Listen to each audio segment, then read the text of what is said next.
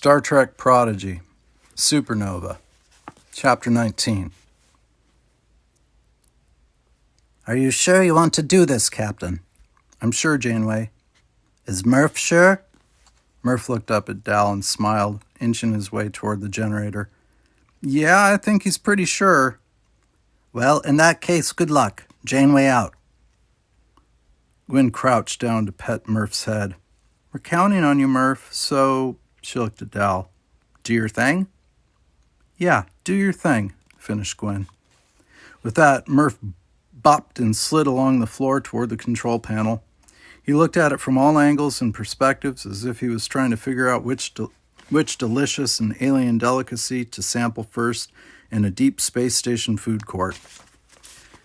He finally settled on a small air duct at the bottom. Meep! He squealed as he slowly worked his way into the vent. Gwyn and Dal waited until they saw his black eyes and purple head pop up in the middle of the containment tube that funneled the energy into the sky.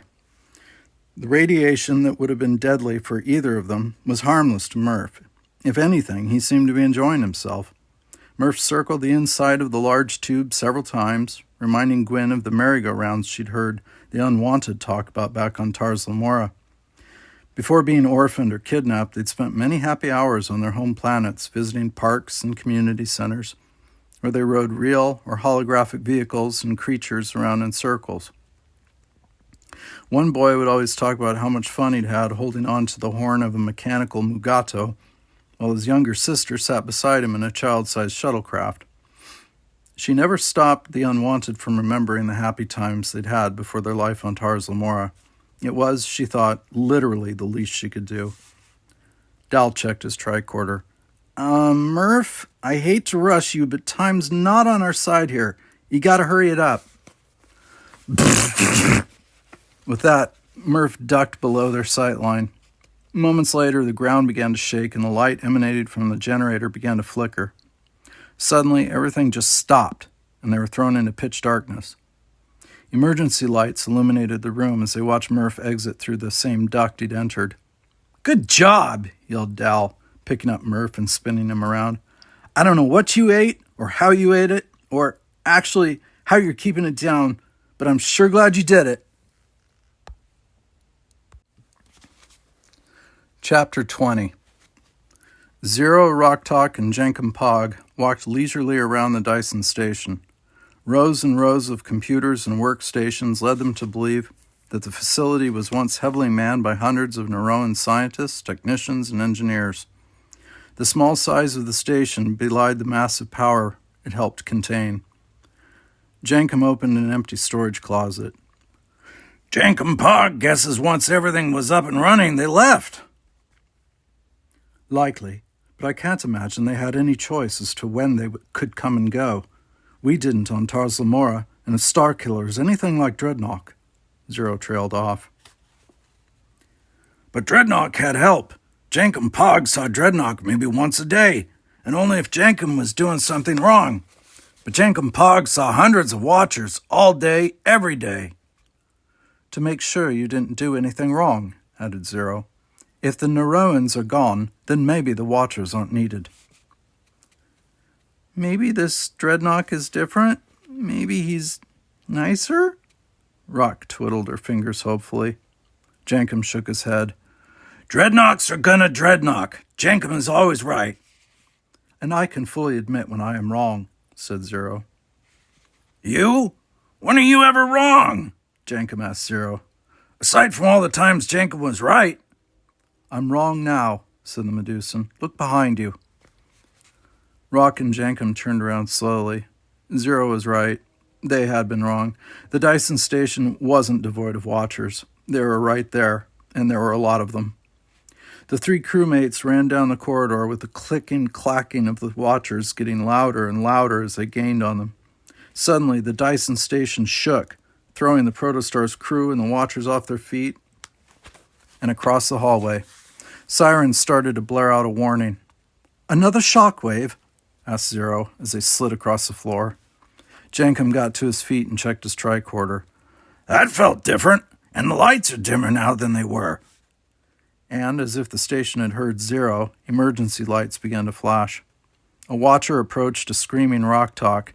Its red eye glowed as brightly as its stinger tail. "Ah!" Rock screamed. Zero got to their feet and ran toward her to help. "Remember, you're not on Tarsamora anymore, Rock. You're strong." No, I'm not strong enough," she cried, hiding her face in her hands, awaiting the inevitable punishment she'd grown used to in the mines. "That's not true. You're the strongest bricker I know." I am?" she sniffed as Zero grew closer and stood between her and the Watcher. "That wasn't a shockwave," screamed Jankum. "Dal and Gwyn did it. They shut down the generator on Teres. This Dyson station is running on its own power now." Watchers approached the three crewmates. "You are strong, Rock," Zero continued, "and not just in body, but in mind and heart, too. Trust me, I don't know what it's like to have a body, but I do know that you're much stronger than you think." Watchers jumped on Zero and Jankum, pinning them to the ground. They fired up their stingers to shock them into unconsciousness. Rock caught her breath. "I am strong! Now get off my friends!" She reached out and grabbed the tail of the Watcher that was closing in on her. She swung it above her head and threw it toward the Watchers, attacking Jankum and Zero. Hitting them both with enough force to drive them into the walls and offline, she stepped over their scattered parts to make sure her friends were okay.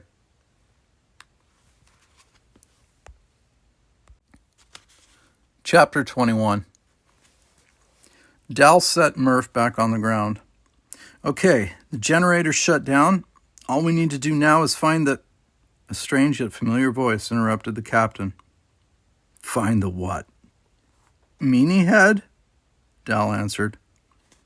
Gwyn's neuroflux reflexively readied her fretwork for a fight. "Dreadnought." Two pincer-ended tentacles erupted from beneath his cloak. "I prefer Star Killer, in this scenario at least." The android moved slowly toward Dal. His mechanical legs, like those of the spider-like Watchers, clicked on the floor's hard surface. "You," he said, moving his left tentacle toward Dal's face. "I don't know you at all." Before Dal could react, Starkiller's right tentacle swung around and hit him on the side of the head. Gwyn rushed to Dal. He was unconscious but alive, and she held his head in her hands. She looked up at Starkiller. "Why did you do that? Why?" Starkiller's red eyes glowed. "Because I wanted a moment alone with you, Prodigy." Gwyn stiffened at hearing what her father called her. How do you know?" "You have your father's eyes, and his talent for destruction. Thanks to your inherent skills, you have bested all my Watchers, thus far." "I didn't do it alone. I had my friends with me." Dal began to stir. Gwyn signaled to him to be quiet and secretly pointed to Murph standing by the console. "What?" Dal whispered. "I'll keep Starkiller distracted," Gwyn whispered to Dal, edging in between him and Starkiller. "You and Murph figure out how to get the access code to destroy the Dyson sphere." Dal crawled to the control panel. "But why are you doing this?" Gwyn asked Starkiller, standing tall, doing her very best to hide Dal behind her. Starkiller looked down on her. "You don't know the whole story, do you? The whole truth? Did your father never tell you about the entire mission to avenge the Valnakat?" "I don't know what you're talking about," Gwyn answered truthfully. "You don't, do you?" Starkiller turned from Gwyn toward the door they'd come through. A legion of Watchers began to enter. "I'm not surprised. Your father probably wanted to spare you from the pain of knowing. Lucky for you, I've no qualms with seeing you in pain." "Oh, good," thought Dal from the other side of the room. "He's going to start monologuing. That'll give me time to try to figure this all out." "Solemn's leaders knew there were too many variables in space and time to guarantee any one mission's success, so they sent ships. Solemn's bravest ventured back in time to destroy the Federation before it ever made first contact with the Valnakat. But on my mission," Starkiller stared off in the distance, as if dreamily accessing his memory banks, "something went wrong. A wormhole opened in the sky. Our navigation and propulsion systems became erratic. Then, nothing." He turned back toward Gwyn and stiffened his posture. The chances of that kind of spatial anomaly to happen at just the right time, to have that effect on our ship, are statistically impossible, and yet it was possible. It happened. I awoke on Arisi alone. My databanks were corrupted. My Vaunakop master lost. I was in pieces. I had forgotten everything. But when the Neuroan scientists repaired me, I remembered my mission, to save Solum. I saw that I could use their technology to repair the wreckage of my ship and return home. I could harness the power of their sun star to reopen the wormhole, to return to my time, to try again.